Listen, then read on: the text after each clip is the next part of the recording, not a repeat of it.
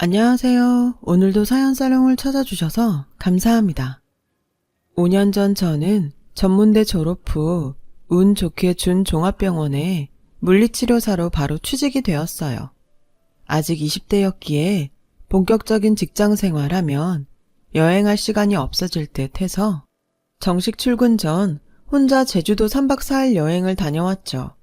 혼자 떠난 여행이기에 호텔이나 펜션은 가격면에서 부담스러워서 후기가 좋은 한 게스트하우스에서 자게 되었어요. 그곳에서 지금의 남편을 운명적으로 만나게 되었답니다. 지금도 그렇지만 당시도 게스트하우스란 곳은 낯선 여행객들이 함께 모여 자고 파티도 하는 곳이라 20대들이 대부분이었는데 뜨거운 피를 가진 청춘 남녀라 그런지 눈 맞는 경우가 많더라고요. 밤마다 게스트하우스에서 열리는 파티는 거의 모든 사람들이 참석하였는데 내성적인 저는 그냥 구석에서 혼술만 했습니다. 그때 저처럼 혼술 중이던 한 남자와 눈이 마주쳤죠. 소처럼 크고 선한 눈망울이라 단숨에 시선이 가더라고요. 미처 그 사람의 느낌을 더 자세히 파악할 새도 없이 그는 어느새 제 옆으로 다가와 말을 건네더라고요. 그렇게 저희 둘은 몇 시간 동안 서로 오랜 시간 알고 지낸 사람처럼 친해졌어요. 이런저런 이야기를 나누다 보니 문득 결혼을 한다면 이런 사람이랑 하고 싶다는 생각까지 들었답니다. 그렇게 그와 헤어진 뒤 싱숭생숭한 마음을 간직한 채 숙소로 돌아왔어요. 그런데 같은 객실에 묵고 있던 다른 손님들이 저를 호기심 어린 눈빛으로 부담스럽게 바라보더라고요. 그 남자랑 썸 타는 중이죠? 하면서요. 예상 외의 말에 깜짝 놀라 아니라고 손살에 쳤는데 그분들은 키득거리며 제 이야기는 듣지도 않고 저와 그 남자 연애운을 봐주겠다며 타로카드를 펼치는 게 아니겠어요? 그 남자를 떠올리며 신중하게 3장 뽑으라고 하더라고요. 저는 끝까지 그런 사이 아니라고 했지만 제 손은 본능적으로 타로카드를 고르고 있었어요. 그렇게 골라낸 제 타로카드의 그림을 유심하게 살펴본 한 여자는 그 남자랑 결혼하면 가시밭길일 것 같은데요? 하면서 생각지도 못한 말을 하더라고요. 물론 사귀지도 않은 상태이지만 그래도 호감 있는 남자와의 궁합이 안 좋다는 말에 내심 기분이 상했습니다. 그런데 한편으론 또 포도밭길인데요? 라며 또 다른 이야기를 하더라고요. 대체 이게 무슨 이야기인지 전문가가 아니라 그냥 무시하고 넘겼는데 그 후 그 남자랑 연애하고 결혼까지 하고 나니 그 여자가 용한 점쟁이 같더군요. 포도밭길은 모르겠고 정말 제 결혼은 가시밭길이었거든요. 일단 시어머니께서 제 직업을 탐탁치 않아 하셨거든요. 자기 아들은 학교 선생님인데 저는 3년제 전문대 나와 스펙이 별로라고 생각하신 거죠. 부유한 시댁에 비해 저희 친정은 가난했기에 저는 공부를 잘했음에도 빨리 돈 벌고 싶어서 전문대에 간 건데 학창시절 공부 못한 것처럼 취급하니 너무 억울했죠. 그래도 다행히 시누이는 저한테 먼저 말도 걸며 싹싹하고 귀여웠어요. 친정에서 무뚝뚝한 오빠들이랑만 지내다 보니 어릴 때부터 여동생 있는 친구들이 부러웠거든요. 귀엽고 발랄한 시누이 덕에 그래도 나름 위안이 되었던 것 같아요. 시누이는 온라인 쇼핑몰을 운영하고 있었는데 그 때문인지 항상 옷, 신발, 구두 등도 트렌디했고 잘 꾸미고 다녔답니다. 얼핏 보면 연예인처럼 보여 예쁘기도 하고 부러웠던 것 같아요. 저는 일찍 사회에 뛰어들며 돈 버느라 저 자신을 꾸밀 시간이 없었거든요. 그런데 시누이는 정말 사랑 많이 받고 자란 듯 누구에게나 애교를 부렸고 먼저 다가갔어요. 저라면 절대 꺼내지 않았을 어려운 부탁도 서슴지 않고 하더군요. 엄마, 나 이번 카드값 좀 메꿔주라. 엄마, 나 친구들이랑 여행 가게 비행기 값 좀. 엄마, 나 소개팅 나가는데 백화점 좀 가게 쇼핑값 좀. 하며 꼬맹맹이 소리로 온갖 애교를 부리며 시부모님께 시도 때도 없이 돈을 타갔거든요. 저와는 정반대의 삶을 누리고 있는 시누이가 참 부럽더라고요. 아무튼 결혼 후 저의 가시밭길은 시어머님이 갑자기 파킨슨병에 걸리면서 본격적으로 시작되었어요. 물리치료사로 다양한 환자를 대상으로 재활치료를 진행했기에 저는 파킨슨병이 얼마나 무서운 병인지 잘 알고 있었거든요. 바로 손관절이 굳고 움직임이 느려져 제대로 거동을 할 수 없는 완치 불가능한 병이었죠. 약기운이 떨어지면 온몸에 마비 증세가 나타나서 나중엔 침대에 내내 누워 생활해야만 하는 병. 그런 무서운 병이요. 물론 증세가 아주 천천히 진행되는 경우도 있었는데 대부분 몇 년 사이에 악화되는 경우가 많더라고요. 시어머니의 파킨슨병 진단 소식에 식구들은 모두 침울했고 특히 남편은 안 피우던 담배까지 피며 괴로워하더라고요. 그런 남편을 보며 저는 뭐라도 힘이 되고 싶어 한 가지 제안을 했습니다. 여보, 어머니 내가 다니는 병원으로 재활치료 받으시게 하자. 파킨슨병도 재활 꾸준히 하면 효과 있으니까. 다행히 시댁과 제 직장이 가까워서 어머니는 매일 저희 병원으로 치료를 받으러 오셨고 저는 있는 힘을 다해 어머님의 굳은 몸을 풀어지게 하는 데 썼어요. 그런데 시어머니는 치료가 끝나고 나서도 고맙다는 말 한마디도 안 하셨습니다. 평소에도 말수가 적은 분이라 그냥 그러려니 이해하려고 해봤는데 시간이 지날수록 서운함이 더해지더군요. 그러던 어느 날 시아버님 생신이라 시누이까지 모여 시댁에서 식사를 하게 되었어요. 밥을 다 먹고 이제 집에 가려는데 갑자기 시누이가 언니, 얼마 전에 무거운 거 들다가 허리를 조금 삐끗했는데 언니가 좀 봐주시면 안 돼요? 하더라고요. 시누이 상태는 많이 괜찮아 보였는데 그날따라 저도 참 많이 피곤했어요. 하지만 시누이가 부탁을 한 게 처음이라 그냥 거절도 못하고 응했어요. 그렇게 시누이가 아프다며 엄살 피우던지 말던지 저는 묵묵히 아프다는 부위를 잘 풀어주었고 시누이가 잠깐 화장실을 갈 동안 쉬고 있었어요. 그때 갑자기 시누이로부터 톡 하나가 왔습니다. 야, 완전 내 전용 안마사야. 너도 언제 받게 해줄게. 덩치가 곰처럼 커서인지 누르는 힘이 좋더라고. 오빠가 왜 저런 미련 곰탱이 같은 여자랑 결혼했나 했더니 나름 쓸모가 있네. 라는 내용이었어요. 톡을 보자마자 뒤통수를 맞은 듯 얼얼하더군요. 누가 봐도 그건 제 험담이었죠. 이어 시누이는 친구에게 보낼 톡을 저한테 잘못 보낸 걸 알고 깜짝 놀라 방으로 들어오더니 언니, 그거 언니 얘기 아니에요. 오해하지 마세요. 라며 말 같지도 않은 변명을 늘어놓더군요. 너무 화가 나 시댁 식구 다 모인 자리에서 시누이한테 소리를 질렀습니다. 뭐? 안마사요? 제가 이 집에 안마사로 들어온 줄 아세요? 저도 엄연히 물리치료사라는 전문 직장인인데 그렇게밖에 취급 안 하세요? 그럼 아가씨는 그냥 옷 파는 상인이잖아요. 하면서 온갖 분을 쏟아냈어요. 화를 내던 중 빨갛게 달아오르던 시어머니의 얼굴이 보이더군요.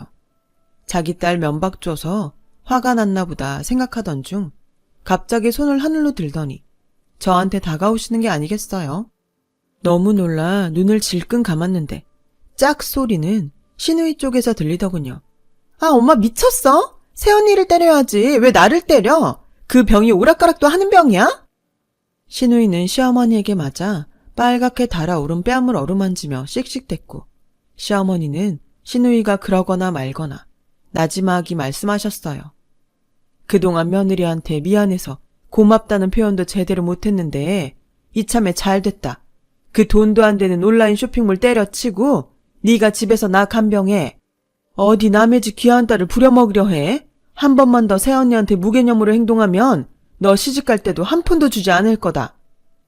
씩씩거리던 시누이는 돈 이야기에 움찔하더니 얼른 저한테 미안하다며 방으로 들어갔고 시어머니는 저한테 진심으로 미안해하셨어요. 딸을 부족함 없이 키웠더니 애가 저렇게 못 배운 애처럼 컸다면서요. 그리고 그동안 병원 외에도 집에까지 와서 자기 치료를 도와준 거 다 고맙게 생각하고 이제는 신경 쓰지 말라고 하더군요. 어머님의 예상치 못한 반응에 저는 그동안 오해가 풀리면서 꽁꽁 얼었던 마음이 스르르 녹았습니다. 그래서 제가 치료는 저한테 계속 받으라고 말씀드렸지만 어머니는 저 고생시킬 수 없다며 손사래를 치셨어요. 어머니 고집이 하도 강해 저도 어쩔 수 없이 알았다고 했는데 걱정이더군요. 그런데 우려했던 일이 터졌습니다. 평일엔 집으로 간병인이 와서 어머님을 보살펴주는데 주말엔 간병인이 쉬어 남편이랑 시누이 돌아가면서 어머님을 돌보기로 했거든요. 그런데 시누이가 어머니를 돌보기로 한 날 어머니께서 보행기를 혼자 끌고 가다 그만 넘어져서 크게 다치신 거였어요. 알고 보니 옆에서 봐주어야 할 시누이가 이어폰으로 음악 듣느라 어머님이 넘어진 후에 크게 비명을 질러도 몰랐다고 하더군요. 아가씨, 정신이 있는 거예요, 없는 거예요? 일주일에 딱 한 번 어머니 보살피는 게 그렇게 힘들어요? 저는 입원 중인 어머님을 보고 너무 속상해 아가씨를 호되게 혼냈고 아가씨는 지가 딸이야 뭐야 하면서 입을 삐죽이더군요. 그러더니 잔뜩 화가 나 입원실을 나가더라고요. 잠시 후 저한테 전화가 오더군요. 야, 나 너 때문에 열받아서 급하게 나가다가 문 있는 줄 모르고 크게 이마 찧었어. 내 예쁜 얼굴 흉지면 네가 책임질 거야? 다 다친 거 너 때문이니까 엄마 간병은 네가 해. 어차피 네 일이 아픈 사람들 돌보는 거잖아. 하면서 말도 안 되는 소리를 짓거리고 일방적으로 전화를 끊더군요. 어머니 속상해할까봐 시누이 전화 내용은 이야기하지 않았는데 어머님은 다 알고 있다는 듯 한숨을 쉬셨죠. 갈수록 악화되는 어머님의 상태를 보며 갑자기 어릴 적 암으로 돌아가신 저희 친정엄마가 떠오르더라고요. 어머니마저 이렇게 보낼 수 없다는 생각에 남편과 상의해서 다니던 직장까지 그만두고 어머니를 보살피기로 했습니다. 물론 평일엔 간병인이 오긴 했지만 아무래도 의료진이 아니다 보니 제가 봤을 땐 부족한 부분이 많았거든요. 제 이야기를 듣고 어머니는 절대 그럴 수 없다고 하셨지만 남편과 제가 진심으로 설득을 했죠. 어머니 몸이 하루가 다르게 굳어지고 얼굴 표정 하나도 제대로 지을 수 없을 만큼 안 좋아지셨거든요.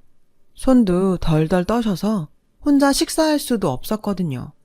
교양 넘치고 카리스마 있던 시어머니 모습은 어느새 사라지고 다리에 힘이 없어 앉았다 일어나면 푹 하고 넘어지시는 시어머님을 보니 너무 마음이 아파 모른 척할 수 없었어요. 그렇게 저는 어머니를 모시고 산책도 하고 돌처럼 굳어가는 몸을 풀어드리면서 5년을 정신없이 보냈어요. 아버님은 직장도 안 다니시면서 뭐가 그리 바쁘신지 계속 밖으로 돌아다니셨고 시누이요. 카톡 보니 신나게 맨날 어디 놀러 가던데 시어머니 옆에는 한 번도 오질 않더군요. 오죽하면 동네 사람들은 제가 딸, 시누이가 며느린 줄 알더라고요. 친정 엄마를 아무것도 못하고 그냥 보내드린 게 평생 한으로 남아있었나 봐요. 저도 그 일이 아픈 일인지라 애써 외면하고 살았나 봅니다.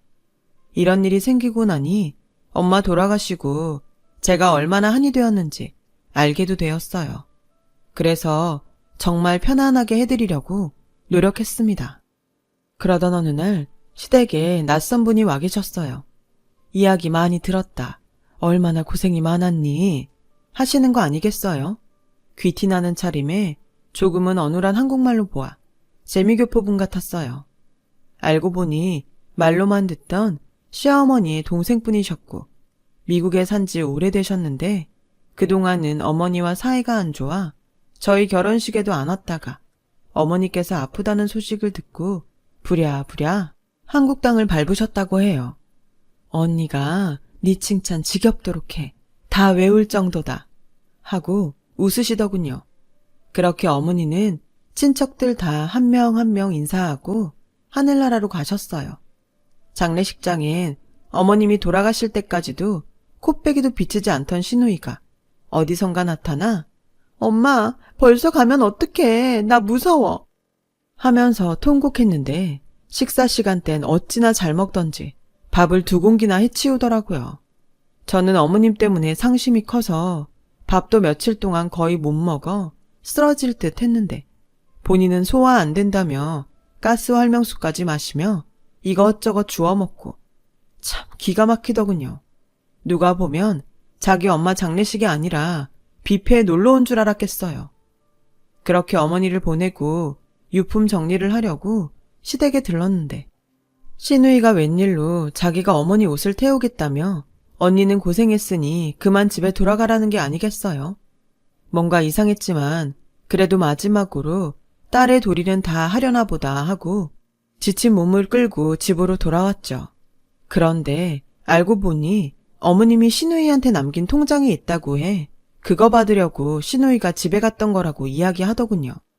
어머님한테 무슨 보상을 받자고 잘한 건 아니었지만 그냥 저는 어머니한테 물리치료사, 안마사였던 걸까요? 저한테 느끼는 고마움의 눈빛과 미안함은 다 연기였던 걸까요? 그 이야기를 듣는데 허탈감이 들었어요. 그래, 뭐가 어찌되었건 어머님께 딸은 딸이니까 그거라도 해주시면 철없는 딸 남겨두시고 가시는 마음이 조금 편안하셨겠지. 스스로 위로했죠. 그런데 그 후 시누이한테 전화를 받고 깜짝 놀랐어요. 새언니, 이게 말이 돼요? 엄마가 저한테 남긴 통장 인출해보려고 했더니 세상에 돈이 하나도 없던데요? 엄마가 딸인 저한테 돈 한 푼 안 주실 리 없고 새언니가 이거 중간에서 채갔죠? 하며 따지는 게 아니겠어요. 시누이는 저를 계속 추궁하더니 아무런 소득이 없자 씩씩대며 전화를 끊었습니다. 그리고 다음날 시이모님께서 갑자기 저희 집에 찾아오셨어요. 너희 시누이한테 얘기 들었지? 그거 빈 통장이었다. 하시는 게 아니겠어요? 어떻게 된 일인지 묻자 돈 욕심 많은 자기 딸이 어머니 몫의 재산을 분명 달라고 할 것이 뻔하기에 너한테는 한 푼도 물려줄 것 없다는 뜻으로 빈 통장을 주셨다고 하더라고요. 그러더니 제 손에 여러 개의 통장을 쥐어주셨습니다. 이거 언니가 나한테 맡기고 간 통장들이야. 너희 시아버지는 딸 바보라. 분명 이 통장을 자기 남편한테 맡기면 딸한테 줄 거라면서 내가 대신 너한테 전해달라고 부탁하더라고. 믿을 사람은 나밖에 없다고. 하시면서 편지 한 장도 건네주셨어요. 시어머니께서 돌아가시기 전 저한테 남기신 편지라면서요. 천천히 종이를 펼치자 힘없이 삐뚤빼뚤 써내려간 어머님의 글씨가 눈에 들어왔습니다. 울컥 쏟아져 나오는 눈물을 참고 한 글자 한 글자씩 읽어 내려갔죠. 며느라기야, 다른 시어머니들처럼 너한테 만난 밑반찬도 제대로 해주지 못하고 고생만 시키다 가는구나. 힘들어도 늘 웃는 얼굴로 나를 보살펴줬던 우리 며느리. 내 남편이랑 딸도 나를 귀찮아했는데 너는 내 딸도 아닌데 나를 이렇게 살펴주고 고맙다는 말도 부족하다. 그 통장들은 내 아들한테도 말하지 말고 너만 알고 있다. 너 필요할 때 쓰고 진정 어려우면 친정 도와주고 그러렴. 하늘나라에서도 우리 며느라기 행복하게 살길 기도할 테니 나처럼 아프지 말고 건강하게 잘 지내라. 내 아들이 너 같은 아내를 둬서 참 다행이다. 고마워 며느라. 어머니의 편지를 읽고 순간 어머니를 오해했던 제 자신이 너무 부끄러워 펑펑 울었습니다. 그리고 집에 와서 통장을 열어보니 말도 못하게 큰 액수가 찍혀 있더라고요. 그 돈이 어머님 목숨값 같아 한동안 한 푼도 쓰지 못하고 두고 있었죠. 시누이는 어떻게 되었냐고요? 어머니가 돌아가시고 예상 밖에 아버님까지 시누이한테 등을 돌리자 이제는 저희 남편한테 달라붙어 돈 하더라고요. 어느 날 남편이 심각한 표정으로 톡을 하고 있었어요. 여자의 직감일까요? 무슨 일이냐며 주고받는 톡을 확인하니 참 과간도 아니었습니다. 오빠, 잘 지내? 엄마가 요새 너무 보고 싶다. 이제 아빠까지 돌아가시면 하늘 아래 오빠랑 나밖에 없는데. 라는 둥. 오빠, 파킨슨 병도 유전이라는데 나도 그런 병 걸리는 거 아니겠지? 몸도 좀 떨리는 것 같고 무섭네. 그래서 요즘 일도 못하고 쉬고 있는데 나 돈 좀 주면 안 될까? 라면서 돌아가신 시어머니를 핑계로 마음 약한 남편을 꼬드겨 돈을 요구하더라고요. 남편은 마치 어머니께 못해준 거 동생한테라도 챙겨주며 마음의 빚을 갚으려는 듯 내용 살펴보니까 몇 달 동안 남편이 몇백이나 줬더라고요. 어찌할까 고민하다 안 되겠다 싶어서 남편의 폰을 뺏어서 제가 톡을 썼어요. 이제 용돈 없다. 그리고 그렇게 엄마가 보고 싶었으면 엄마 돌아가시기 전 한 번이라도 더 찾아뵙지 그랬니? 이제야 엄마가 보고 싶다고 울고 그런들 엄마가 다시 살아오시니? 하늘나라에서도 엄마 눈 편히 감으시게 철 좀 들어라 제발. 그리고 너 몸 떨리는 거 알코올 중독이라서 그래. 술 좀 작작 마셔. 라고요. 톡 보내면서 속이 다 시원하더군요. 그래서 저도 시어머니께서 시누이한테 남기신 빈 통장 이야기하며 어머니도 시누이가 정신 차리길 바랄 거라고 따끔히 충고해 줬습니다. 그 뒤론 남편도 시누이의 용돈을 끊었고 시누이는 집에서 자길 버렸다며 난리치더니 그나마 유지되고 있던 온라인 쇼핑몰도 망하고 월세로 살고 있던 집도 나와 여기저기 아르바이트를 다니더군요. 아직도 어머니 모신 낙골당 한번 가지 않은 건 이해가 가지 않습니다. 자기를 낳아주고 길러주신 엄마인데 기일도 챙기질 않다니. 가끔 시아버지 찾아가는 것도 돈 달라고 뗐을 때만 얼굴 비추더라고요. 하늘에서 이런 시누이의 모습을 보면 어머님이 얼마나 마음 아파하실까 생각하면 답답합니다. 언젠가 결혼하고 애를 낳으면 부모 마음을 조금이라도 이해하겠지요, 뭐. 그리고 예전에 타로점에서 나왔던 가시밭길과 포도밭 이야기, 진짜였더라고요. 어머님이 주신 돈은 시골에 있던 포도밭을 정리한 돈이었거든요. 나중에 시이모님한테 그 이야기를 듣고 어찌나 소름이 쫙 돋던지. 그때 그분 연락처를 얻어내지 못한 게 너무 아쉽더라고요. 정말 쪽집게처럼 잘 알아맞혔는데. 어머님이 남겨주신 돈 중 일부는 파킨슨병 환자들을 위해 기부했어요. 어머님 이름으로요. 사후세계는 알 수 없지만 이렇게라도 어머님이 더 좋은 곳으로 가시라고 빌고 싶었거든요. 어머님, 아범 잘 돌보며 살겠습니다. 걱정 마세요.